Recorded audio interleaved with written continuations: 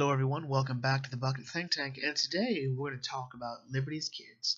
So, when it came time to decide to do this, I was sort of looking just for a project to do for the 4th of July because I'm a shill. And my first thought was, well, what about Mel Gibson's The Patriot? I'm like, well, The Patriot's a fun movie. It's good. Everyone's acting is great. It's nice to see Heath Ledger there. Fun fact, the guy that plays Cornwallis plays Ben Franklin in the HBO series John Adams, which we'll also go into a bit here. But the problem with Mel Gibson's The Patriot is primarily in the character Mel Gibson plays, Benjamin Martin, who is actually an amalgamation of several different characters, as well as the omission of slavery. Now, it tries to play it with that a bit with the character Occam, who has enlisted to effectively get his freedom, but at the same time, no. As well as the fact that some of the characters Benjamin Martin's based off were actually pretty irreprehensible, some of which who were reported to just kill Native Americans for the lulz. And I didn't really like that they sort of omitted the fact that, yeah, Benjamin Martin would have probably owned slaves, especially if he's a farmer in the South. Whether it's a farm or a plantation, there's a good bet you did own slaves. It wasn't a guarantee. It's actually where the term redneck comes from. You didn't own slaves, so you worked the farm yourself. That's where you got your redneck from. Well, what about the play 1776, particularly the musical, where Mr. Feeney plays John Adams? Love that happened. Love that. Well, 1776 is fun. The music is great. But the story is just sort of flat. It's a really great little... if anything, I would have to compare it to, it's a movie about a bunch of friends at school who are trying to get a project done, and they're trying to wait for one guy to write it. And like one of the songs, But Mr. Adams, is effectively them trying to figure out who's going to do the writing while everyone else does the research. And that's sort of it. The problem with that is we spend a lot more time in John Adams' head, but not in anyone else's. Like, there's a lot of interesting characters here. Thomas Jefferson, Ben Franklin, John Hancock, Richard Henry Lee, who has his own song. But the movie doesn't quite seem to know exactly what its focus is, especially in the promotions where John Adams, Ben Franklin, they aren't on the cover. On the cover is other members of the Congress, as well as Thomas Jefferson embracing his wife, Martha Jefferson. Martha Jefferson only shows up for like 8 minutes at most in the film, and she plays no significant role. If anything, at John Adams' wife, Abigail, plays a much bigger role than she does, and she definitely does. So, where is it? I mean, there's a lot of great stuff to be said about that. The movie/play also doesn't shy away from the issue of slavery, and I think the best thing about that was the compromise that they had to reach, which was actually in history, for the most part, that the slavery clause had to be removed, so the Declaration could be signed. It was one of the things that had to be removed from the Declaration. But no, what about the HBO miniseries John Adams? Well, that one is good. It doesn't shy away from anything. It's mostly historically accurate. And the discussions that happen in Congress are actually my favorite parts of the entire thing. Watching John Adams talk to Steve Rutledge, to John Dickinson, and their discussions, as well as Ben Franklin teaching about the importance of diplomacy and seeing George Washington. Also, the guy that plays Thomas Jefferson is Stannis Baratheon. I'm like, this is great. The 13 colonies are mine by right. Love it. Love it. But, again, the problem with that was it relies too much on the importance of John Adams. 1776 at least acknowledged Thomas Paine and common sense, as well as being a bit more fun. I mean, the HBO miniseries, I think, is more important because of how serious it takes itself. But at the same time, we're not really talking about the other characters, which I'm still waiting for a good series about Ben Franklin. This is like my favorite. Well, what about the HBO? What about the Broadway musical Hamilton? Well, look, if I was going to critique The Patriot for being historically inaccurate, I'm definitely going to critique Hamilton, as well as pretty much one of the fact that the music wasn't going to be a good enough reason to talk about 1776. Hamilton's only real saving grace is the music and the fact that it's a very diverse cast, but I also think the diverse cast sort of requires us not to look at Hamilton with a more critical eye. You know, Hamilton was very big on border security, and it should also be noted that in regards to the issue of slavery. Hamilton is no saint. As a matter of fact, the issue of slavery, I think, is important in the American Revolution, and not for the fact that a black. I just think that it actually is, because no one really wants to really give it the nuance that it tries to do. Even Hamilton has a deleted scene. I think it's the third cabinet battle. It's a deleted song where they talk about trying to end slavery. Where before, Hamilton just sort of like throwing slavery in Jefferson's face. This one, they're sort of faced with the reality of slavery and what it means to end it and the problem that would be created by it. So, with that in mind, why Liberty's Kids would seem to be the best option, and it honestly is, in my opinion. Primarily because what Liberty's Kids is good at is sort of trying to tell as much of American history as possible while still understanding the fact that our primary audience is fifth grade. So we can teach some of the nuances of history, or just the fact that, hey, this is going to happen, and here's sort of the reason why. And to be fair, Liberty's Kids doesn't really delve into the reasons why, but it does sort of give you reasons as to why this issue is happening. And like, yeah, they could come to an agreement on slavery, and as Ben Franklin points out, it'll take another war to end slavery in America, preluding the Civil War. Is Ben Franklin psychic? No, he's just super smart. So the premise of Liberty's Kids, for those of you that don't know, is effectively two kids, James Hiller and Sarah Phillips, are reporting on the events of the American Revolution for Benjamin Franklin's Pennsylvania Gazette. So it sounds a bit gimmicky, it sounds a bit video gamey to some extent, like an old computer game from the 90s designed to teach kids math and science and history. And to be fair, when this was playing, I think on PBS, they actually did have little segments of like, hey, do you know who this character is? Do you know what this is? And it was to teach you about the American Revolution and the time period. So this series covers the Boston Tea Party and the Philadelphia Convention, which created the House of Representatives. So it covers about 16 years of American history, which is weird because James and Sarah don't age. Actually, most of our characters don't age. Well, most of our fictional characters. James and Sarah have the advantage of being purely fictional characters. They don't actually exist in history. So we took characters that didn't exist and put them in actual history. Why this is better than The Patriot is because, well, they're not an amalgamation of characters. They aren't trying to move history. Their job is to report it. And they may do like one or two small things. Like Sybil Ludington was known for riding down into town and alerting the militia about an oncoming attack from the British. And for the sake of convenience, James happens to be there. James and Sarah are also there on Paul Revere's Midnight Ride, as well as the other members of the Midnight Ride that aren't talked about. Also, Paul Revere is voiced by Sylvester Stallone. Just one of the fun things about this series is random celebrities just show up, like Arnold Schwarzenegger, Whoopi Goldberg, Billy Crystal, Liam Neeson. It's just fun. But as the figures in history are sort of monolithic, I think. Like George Washington does feel a sort of larger-than-life character, but they don't really go too deep into his character. Same with Ben Franklin, same with John Adams. John Adams and Thomas Jefferson, I think, sort of get the short end of the stick here, as well as Alexander Hamilton. Like, a lot of them are just sort of there to be there in the event. What really is important is seeing James and Sarah sort of react and interact with everything going on. So we really should focus on them, shouldn't we? So let's start with Sarah. Sarah is our narrator. She opens and closes most stories, primarily writing a letter to her mother about what's been going on. She's arrived from England to Boston to live with Benjamin Franklin while she's looking for her father. And over the course of the series, she's learning exactly about the American cause, about what independence means, and over the course of the series, she will realize she's an American. She wants to embrace the idea of being a patriot.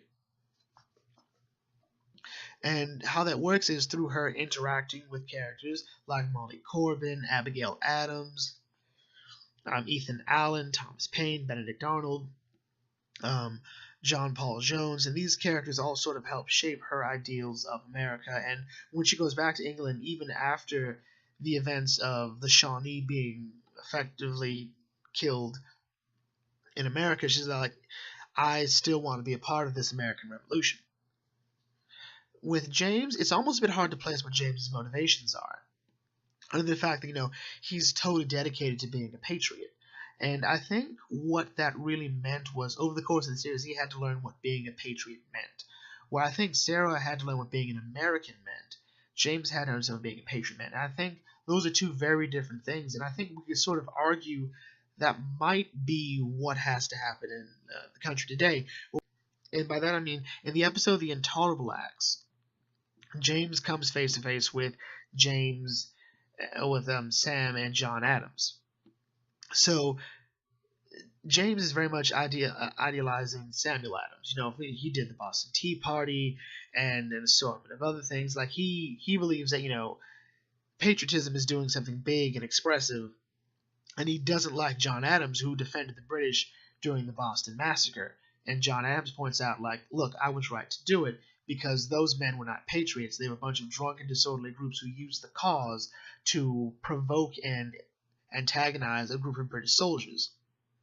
And John points out you have to learn to distinguish between a patriotic act of protest and mob rule. And that episode is James learning that. He learns through when he sees a bunch of men tar and feather a guy just for walking by and not saying hi to them. And at first he's like, yeah, we showed them. And then he realizes exactly what tar and feathering does to someone. And he sees how much pain that guy's in. And it changes his perspective on things to the fact where James seems to be, despite what I think a lot of people say, he's a bit more level-headed than a lot of them, especially when it comes to Sarah feeling that Benedict Arnold betrayed the cause and, he switched sides. How is it different from what I did? And what James points out, well, Benedict Arnold did it for money. You did it because you were generally won over by the cause. You weren't doing it because it inherently gave you a benefit.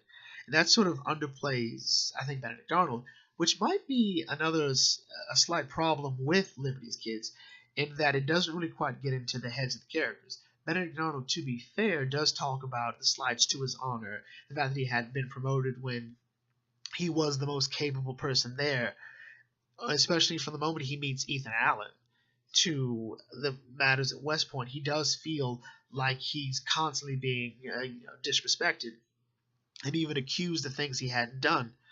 So his betrayal makes sense when it's presented overall. But, historically, no one ever told anyone that. At least when I was in school. So there's that. Also characters like Ben Franklin. Like, Ben Franklin's entire life has been sort of cut out. Like, there's no mention of his son William, who was the royal governor of, I think it was Connecticut. Or was it New Jersey? It was one of those two. Yeah, it was New Jersey, and he was then sent to Connecticut. And their falling out was never mentioned. His daughter Sally, his wife would have died before the Declaration of Independence, like I think a year before. So there's that. And that is sort of the problem. Like we get a lot of characters. We get Alexander Hamilton, we get Thomas Paine, we get John Hancock, we get General Frederick von Steuben, and we don't really talk about General Frederick von Steuben because we really shouldn't talk about him. And then there's John Paul Jones, who we mentioned before. But there's also, I think what I really want to talk about was the issue of slavery. The issue of slavery, I think, is, as I said before, it's a big deal in American history. And where I said the other series sort of talked about it in depth, it never goes away in Liberty's Kids. The second episode, Sarah makes the argument in favor of England, where, slavery is dying in England, but it's thriving in America. And Moses brings the fact, like, yeah, I guess that's true, but here I can be anything. And I can work hard. I'm devoting myself to the American dream because I was a slave, and it wasn't that someone said I was free. I was able to work my way out of it, which does happen. And over the course of the series, we do see the issue of slavery come up. And even in front of Thomas Jefferson, when Sarah, who idolized Thomas Jefferson because he wrote the Declaration of Independence and wrote that all men are created equal, she is horrified by the idea that he still has slaves. And he gives his explanation for it, that he couldn't change the minds. And effectively what Jefferson didn't want to say was, look, until it's illegal, I'm not getting rid of my slaves. And historically, for financial reasons, Jefferson couldn't, but we're not here to really go into justifying everything Jefferson did, because I'm not here to justify Jefferson. I'm not here to crucify him either. That's sort of an interesting thing about history. There's a certain amount of nuance to it. and a lot of characters sort of too big to be critically judged in a way. But whatever. In regards to, again, to the slavery issue, what I really liked about Liberty's Kids was it never showed the same kind of slavery. So we saw Phillis Wheatley, who was a poet. She was still a slave, but she was also a poet, and a lot of her poems were published under the name Phillis Wheatley. And when she had been bought, she'd been taught to read by her masters, and she became a poet. And then we go to Williamsburg, Virginia, where we meet Moses' brother Cato, and the series doesn't downplay it. As a matter of fact, it goes out of its way to show you the slaves. As Sarah walks by and says, hey, look at those workers at that farm. And most points out, those aren't workers, they're slaves. And everyone's generally uncomfortable. Like Henri, who's like, oh, I want to eat. He's like, no, I'm not hungry anymore, because he sees slavery going on. And then, of course, there's the story of James Armistead, who left his master with his master's consent, going by the episode, to enlist in the Continental Army, and he became a double agent for the Marquis de Lafayette. And a few years later, he earned his freedom. He'd have earned it earlier, but there's a process to go through to be freed, and because James Armistead was a double agent, he couldn't get his freedom the same way that everyone else did.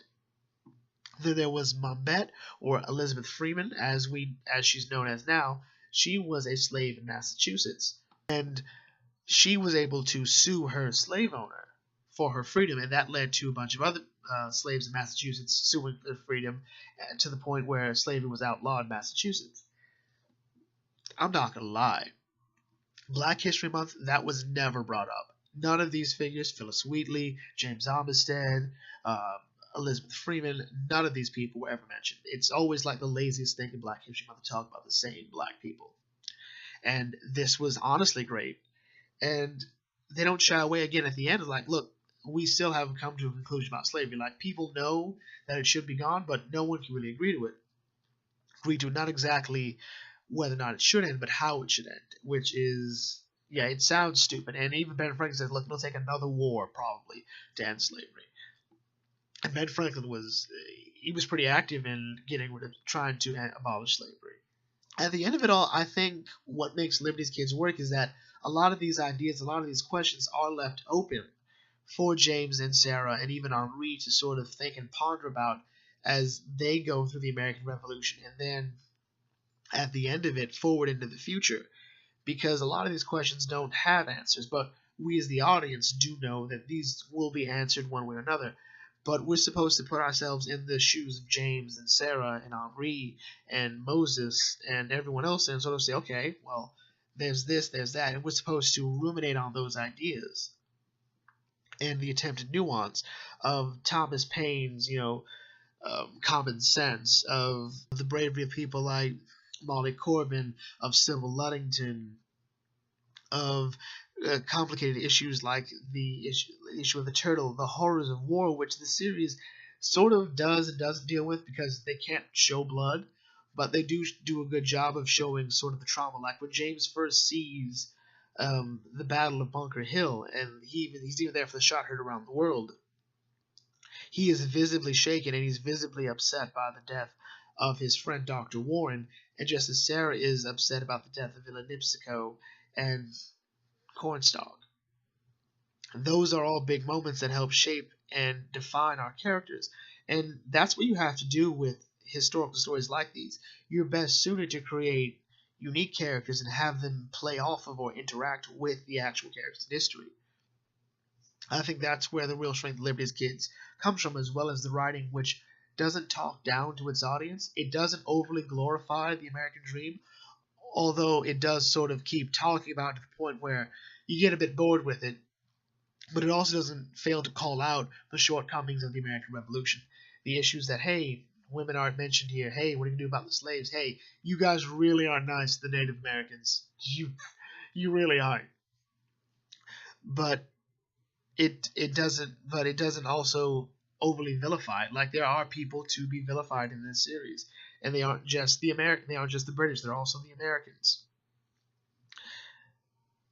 And I think that's what I really like about Liberty's Kids. It's sort of like what you could do with animation. Just because something is anime doesn't mean it can't be mature in its own way. I mean, since when do we underplay animation in America? I mean, really, the entire Disney lineup.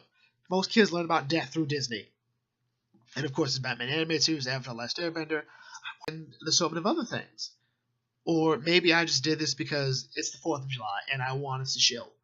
Anyway, with that in mind, let's bring this video to a close here. If you have your own thoughts on Liberty's Kids, feel free to leave that down in the comments section. Feel free to like, comment, share, and subscribe as well. Check out some of my other videos. It really helps the channel, and I will catch you all later. This is Debug Think Tank signing off. May your fandom serve you well.